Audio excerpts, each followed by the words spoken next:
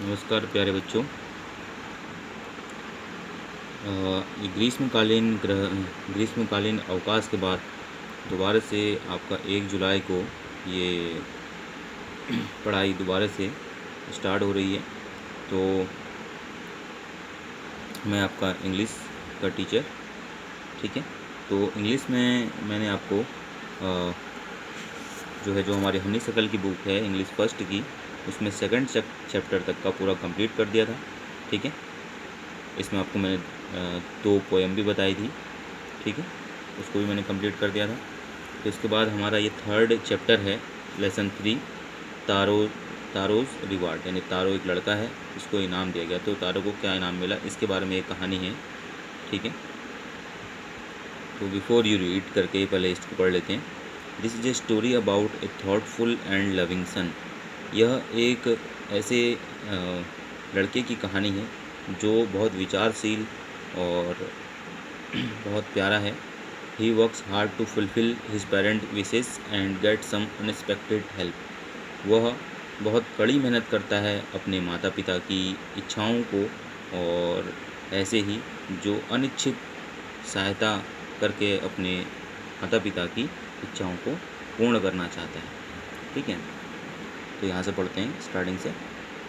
Para first है हमारा। A young would cutter named taro lived with his mother and father on a lonely hill side. एक युवा यानी कि जवान लकड़हारा, इसका नाम तारो था, वह अपने माता और पिता के साथ एक वीरान पहाड़ी के किनारे पर रहता था। All day long he chopped would in the forest. वह दिन भर जो है जंगल में लकड़ी काटता रहता था। दो he worked very hard he earned very little money.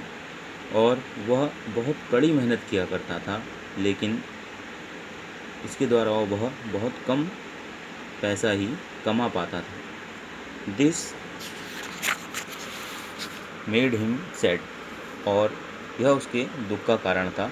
For he was a thoughtful son and wanted to give his old parents everything they needed.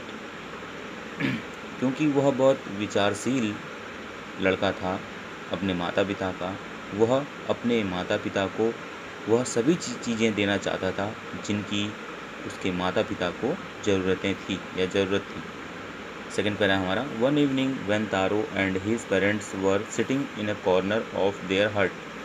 एक शाम जब तारो और उसके माता पिता अपनी झोपड़ी के किनारे पर बैठे हुए थे, a strong wind began to blow. एक तेज हवा का झोंका आया।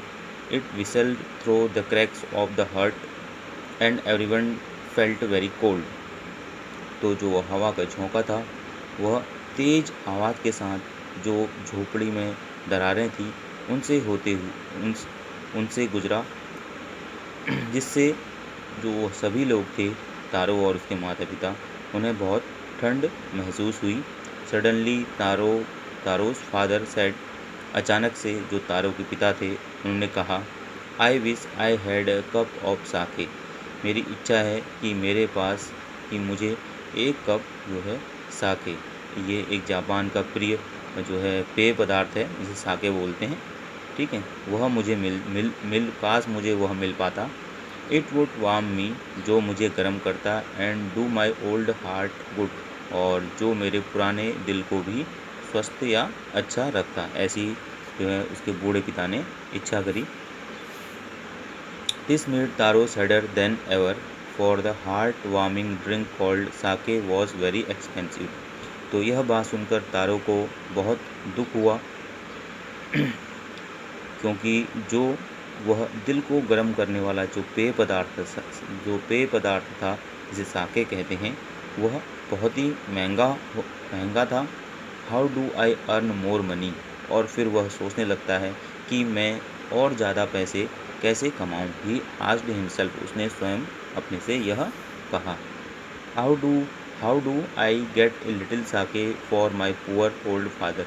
कैसे मैं छोटा सा या कम कह सकते हैं साके यानी कि पेय पदार्थ अपने बूढ़े पिता को दे सकूं।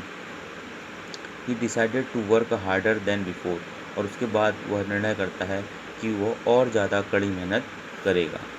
Next morning Taro jumped out of bed. अगली सुबह तारो अपने बिस्तर से earlier than usual and made his way to the forest. अगले दिन तारो अपने बिस्तर से आम दिनों की तरह ही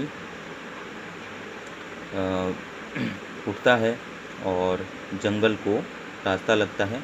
ही chopped and cut as the sun क्लिम्ड।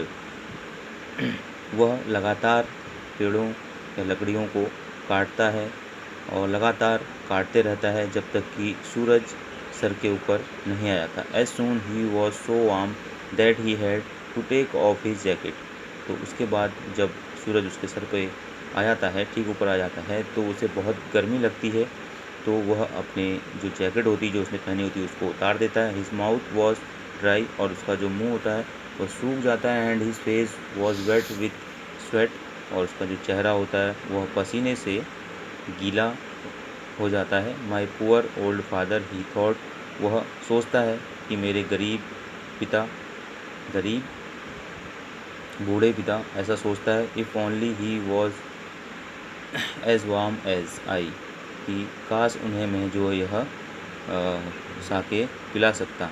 And with that he began to chop even faster, thinking of extra money he must earn to buy the sake to warm the old man's bones. तो उसके बाद वह यह सोचकर दोबारा से तेज़ी के साथ पेड़ों लकड़ियों को काटता है, यह सोचकर कि उसे जो है और ज़्यादा अतिरिक्त धन प्राप्त होगा, जिससे कि वह अपने बूढ़े पिता की हड्डियों को वह साके जो पेय पदार्थ है उसको दे करके उनकी हड्डियों को गर्म कर सके या आराम दिला सके। The suddenly taro stopped chopping, और अचानक से तारो ने जो है लकड़ियाँ काटना बंद कर दिया। What was that sound he heard, उसने एक जो है आवाज़ सुनी। Could it possibly be रसिंग water, शायद हो सकता है कि यह आवाज़ एक बहते पानी की हो।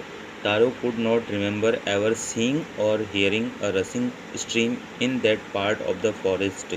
तो तारो ने कभी जंगल के उस जगह पर बहते हुए पानी की आवाज़ न देखी थी और न ही सुनी थी। ही वॉज थ्रस्टी, वह बहुत प्यासा था। The x dropped out of his hands, उसने जो है अपने हाथों से कुल्हाड़ी छोड़ी।